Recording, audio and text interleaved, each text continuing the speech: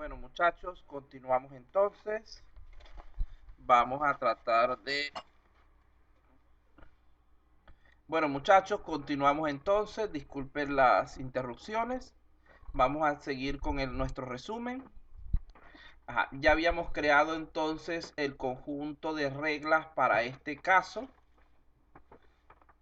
las cuales serían nuestras reglas, digamos que base. Nos faltaba la regla número 6, que era la de autorizar el pago, la cual simplemente debíamos combinar todas las anteriores. Presentamos un diagrama de flujo respecto a este caso, donde se mostraba los diferentes condicionales o premisas que estamos utilizando.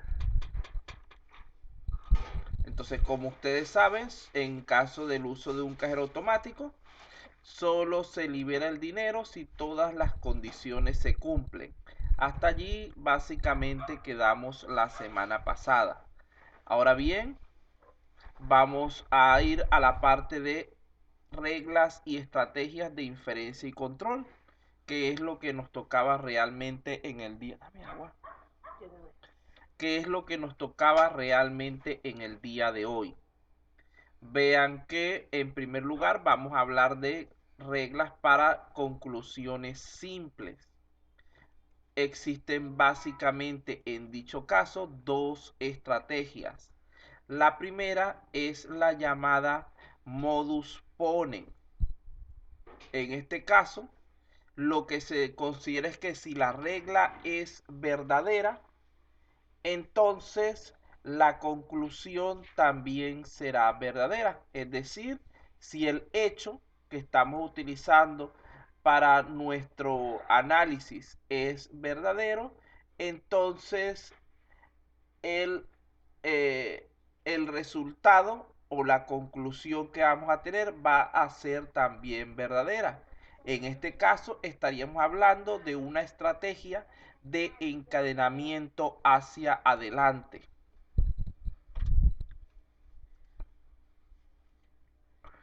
Luego, como segunda estrategia para lo que es conclusiones simples, tenemos el modus tollens, donde si se tiene una regla en la cual la conclusión es falsa, entonces se infiere que la hipótesis también es falsa. Vean que en este caso, si nuestro resultado no es verdadero, quiere decir que el hecho que usamos para llegar hasta allí también era falso. Estamos hablando de una metodología de encadenamiento hacia atrás, que es la que realmente se utiliza en los programas realizados en el lenguaje Prolog, que es el que vamos a utilizar para nuestras prácticas en este curso. Profesor, una consulta. Ajá. Una consulta. Pues ahí dice que si la hipótesis es falsa, o sea, si la mentira es falsa, entonces la mentira es verdadera. No. Vea lo siguiente. Aquí lo que se trata es... Mentira falsa. No, no, no. Fíjense que lo que se busca en estos casos es evaluar uno solo de los dos lados. En el primer caso, evaluábamos la parte de las causas, es decir, de los hechos. Si todos los hechos eran verdaderos, decíamos que entonces la conclusión iba a ser verdadera. En este caso, estamos evaluando la parte de las conclusiones. Si alguna, porque ni siquiera es toda, si alguna de las conclusiones que obtenemos es falsa, entonces decimos que los hechos que las originaron también son falsos. Eso es lo que trata esta estrategia. Es decir, nos basamos en los resultados en lo que sería el síntoma o el diagnóstico para tratar de establecer los síntomas. No sé si me entendió la idea. Más o menos, profesor. Imaginemos esto. Yo tengo una conclusión. Déjame buscar aquí para escribir. Ya, déjame bajar esto un momentico. Mm. Imaginemos esto. Mi, mi, mi regla me dice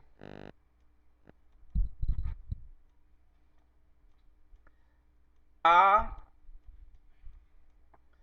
B, C. En el caso que estamos hablando en este momento del modus toll, él va verificando. Él dice, C es verdadero. Si mi respuesta es sí, él continúa. B es verdadero. Si mi respuesta es no, ya él aborta el proceso de una vez y dice que esta que está aquí tiene que ser falso porque una de las que están del otro lado era falsa.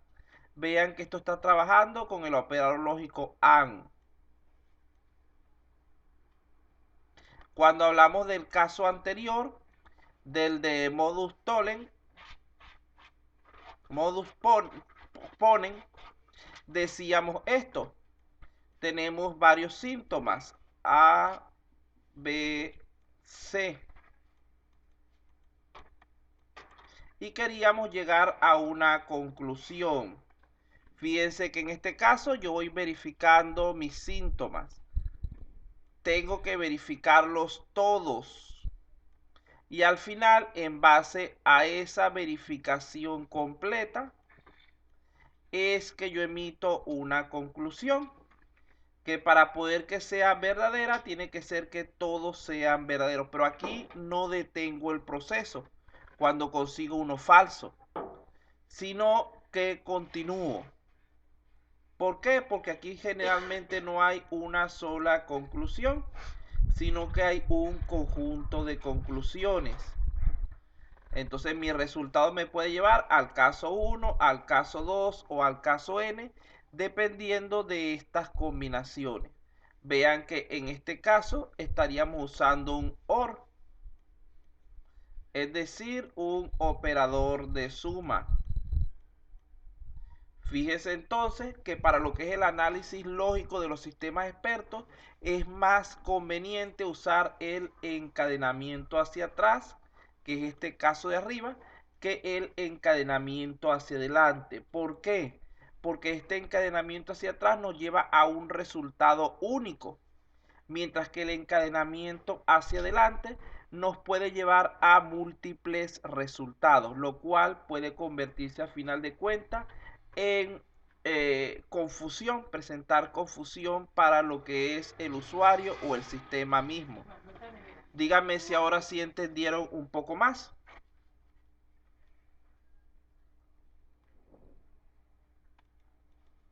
Sí, profesor, de mi parte quedó claro, gracias. Entonces este de abajo, como ya dijimos, sería el ponens.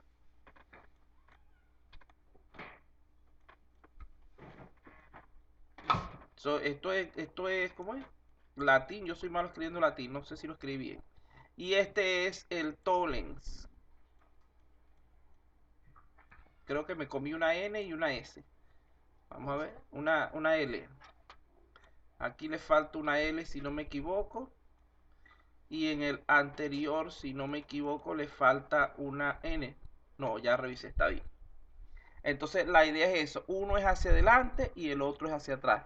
Estos son solamente para lo que son conclusiones simples. A final de cuentas, esto me genera una sola, en ambos casos generó una sola respuesta. Lo que pasa es que aquí él selecciona una entre diversas opciones, haciendo, repito, más complicado su análisis. Vamos a continuar entonces.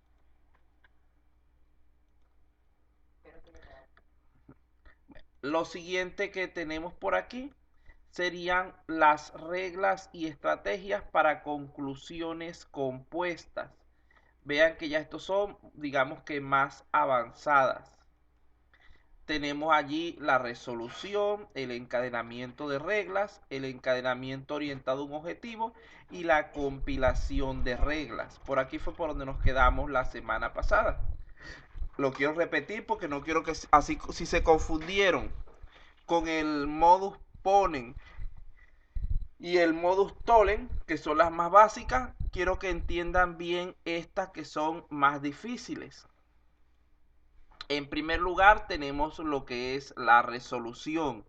En este caso, lo que hace es dividir la solución en varias expresiones menores y más fáciles de evaluar. La respuesta será la combinación de las diversas soluciones parciales que hemos establecido. En primer lugar, lo que hacemos es esto, tenemos un problema general, una solución general que es difícil de obtener. Para más fácil, la separamos en varias soluciones parciales. Y al final lo que hacemos es combinar, aquí es por no más, tengo que hacer esa corrección, combinar ese conjunto de soluciones parciales para obtener un único resultado. Eso se guía por la estrategia de divide y vencerás. Esta técnica requiere utilizar conceptos de lógica, como por ejemplo la combinación y la simplificación de expresiones lógicas. Profesor, buenas noches, disculpe. Ajá, dígame. No, o sea, el más no es más, sino es por. Ajá. Allá, o sea, es una I, no es Ajá, una un O. AN. Un AN, no un Ah, O. ok. Aquí, AN. Para corregir mi Sí, apunte. sí, lo que pasa es Gracias, que profesor. dejé la misma diapositiva de la semana pasada y entonces tiene ese pequeñito detalle. Bueno, continuamos entonces en la siguiente. Luego tenemos como otra opción de método de resolución para situaciones complejas, lo que es el encadenamiento de reglas. Esta es la estrategia más utilizada, la cual se aplica cuando la hipótesis de algunas reglas depende de las conclusiones de las otras, usando los hechos obtenidos de la regla anterior para generar nuevos hechos o estados. Esto se va haciendo iterativamente hasta que se rompe la cadena o hasta que no haya más opciones. Esta estrategia es bastante útil en problemas donde se conocen algunos síntomas y se trata de llegar a lo que sería un diagnóstico. ¿Qué significa todo esto que les dije? Esto significa que en este caso lo que hacemos es nuevamente dividir nuestra solución general en varias soluciones parciales, pero que tienen la particularidad que, por ejemplo, el resultado de la solución número 2, es decir, de la solución B, depende del resultado obtenido de la solución A. Y el resultado de la C depende del de la B. Por lo tanto, nosotros hacemos nuestra prueba tal como dijimos ahorita cuando estábamos explicando el modus tollens y el modus ponens. Nosotros vamos a ir haciendo las pruebas y supongamos que aquí nos da correcto, pero aquí falla. Eso implicaría que nuestra respuesta de salida va a ser la opción A y que en este caso ni siquiera evaluamos la opción C, ya que al haber dado fallo la segunda solución parcial, no van a estar disponibles los datos de entrada que requiere esa tercera solución parcial. ¿Entienden en este caso lo que se está intentando decir?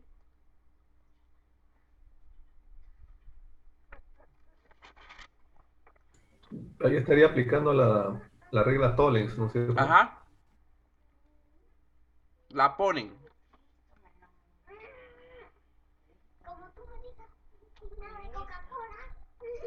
Entonces, fíjense aquí, lo que estamos diciendo es eso. Yo voy probando mis soluciones, pero como los resultados de B dependen de A y los resultados de C dependen de B, si B falla, ya no tengo por qué seguir probando. Esto tiene ciertas ventajas.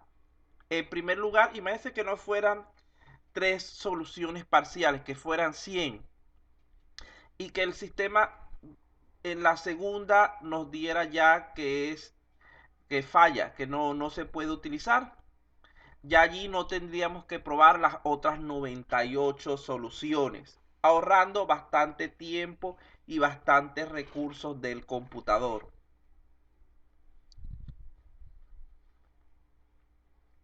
Vamos a ver, continuar. Profesor, una consulta. En ese gráfico, o Aquí sea, es si la A, C... porque Ah, yo aquí había marcado que esta era la que fallaba. esa iba a ser mi pregunta. No, Gracias. aquí es A porque la explicación acaba de decir que falló esta. Pero aquí yo había dicho, o sea, mi dibujo era que había fallado, era la C. Pero no importa, en cada explicación mueve un poquito las cosas, no se preocupe. Pero si fallase C, la respuesta sería B. O A, Exactamente, B. exactamente, como Solamente está B. en el dibujo. Lo que pasa es que yo dije que había fallado la B porque me pareció mejor para explicarles que esta no se ejecuta. Ah, como la B es consecuencia de la A, entonces la respuesta solamente es la B. No, no es A y B. La respuesta es la última que no falle. Ah, ya. Gracias. Bueno, continuamos entonces. Bueno, la siguiente sería el encadenamiento de reglas orientado a un objetivo. En este caso, se establece una de las soluciones como objetivo específico y se intenta con ella expresamente. ¿Qué significa esto? Nuevamente yo divido mi solución en diversas soluciones parciales, pero yo defino de antemano que aquella que tenga la variable c es la que voy a utilizar en este ejemplo. Por lo tanto, tomo la solución parcial 3 y la utilizo como respuesta. Simplemente eso, estamos tomando solamente un camino de manera intencional. No vamos a probar ni siquiera los otros dos, a menos claro que este nos falle.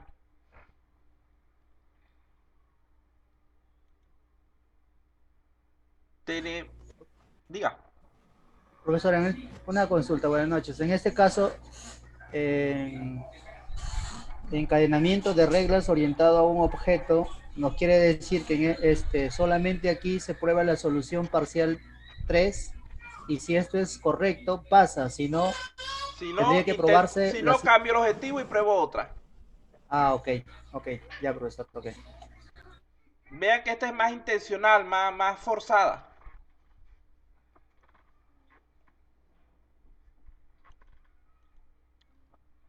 Tenemos entonces ahora la compilación o combinación de reglas.